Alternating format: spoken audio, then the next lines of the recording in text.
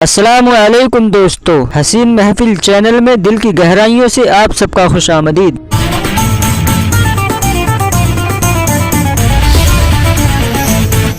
تو پیش کرتے ہیں آج کا ایک نیا واقعہ، نئی کہانی، حضرت ابراہیم علیہ السلام کا واقعہ۔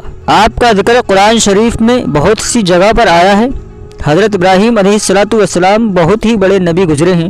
دنیا میں جب بت پرستی کا زور زیادہ ہو گیا، لوگ بتوں کو بناتے اور خود ان کی پوجا کرتے۔ حضرت ابراہیم علیہ السلام کے والد بھی بت بناتے اور ان کی پوجا کیا کرتے تھے۔ حضرت ابراہیم علیہ السلام ابھی بچے ہی تھے۔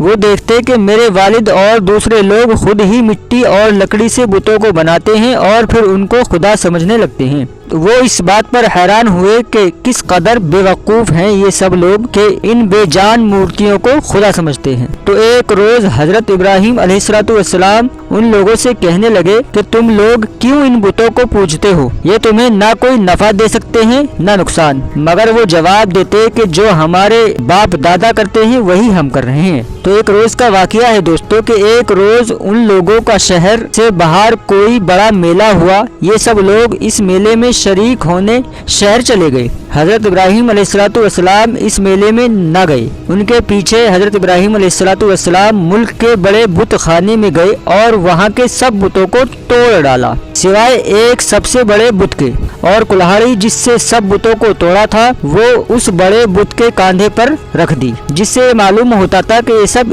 اسی نے توڑے ہیں۔ جب لوگ واپس آئے اور انہوں نے بتوں کی یہ درگت دیکھی کہ کسی کا سر نہیں تو کسی کا پیر نہیں، تو وہ لوگ بہت غصہ ہوئے کہ یہ حرکت کس نے کی ہے۔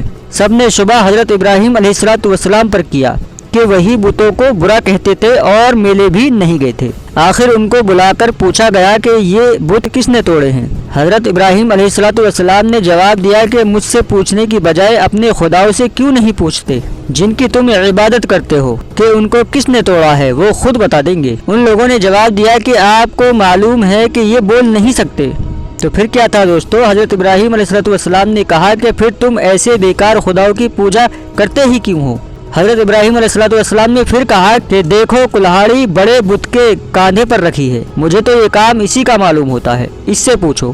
یہ لوگ بہت ناراض ہوئے اور ان کے باپ آزر سے شکایت کی کہ تمہارا بیٹا ایسی حرکت کر رہا ہے، اس کو سمجھا لو ورنہ اچھا نہیں ہوگا۔ حضرت ابراہیم علیہ السلام نے اپنے باپ کو بھی سمجھایا اور بت پرستی سے منع کیا اور عرض کیا کہ اے میرے باپ، میں ڈرتا ہوں کہ تم پر خدا کا کوئی عذاب نازل نہ ہو۔ اس پر ان کے باپ بہت سخت ناراض ہوئے اور کہا کہ آئندہ تو نے مجھ سے کوئی ایسی بات کہی تو میں تجھے سنسار کر دوں گا، اور آخر میں کہا کہ تو میرے پاس سے ہمیشہ کے لیے چلا جا۔ آپ نے باپ کو سلام کیا اور کہا کہ میں چلا جاتا ہوں، لیکن تمہارے لیے مغفرت کی دعا کرتا رہوں گا۔ تو دوستو یہ واقعہ ابھی یہیں پر ختم کرتے ہیں اور پھر ملیں گے حضرت ابراہیم علیہ السلام کے واقعے کے ساتھ۔ تب تک کے لیے اجازت دیجیے، خدا حافظ۔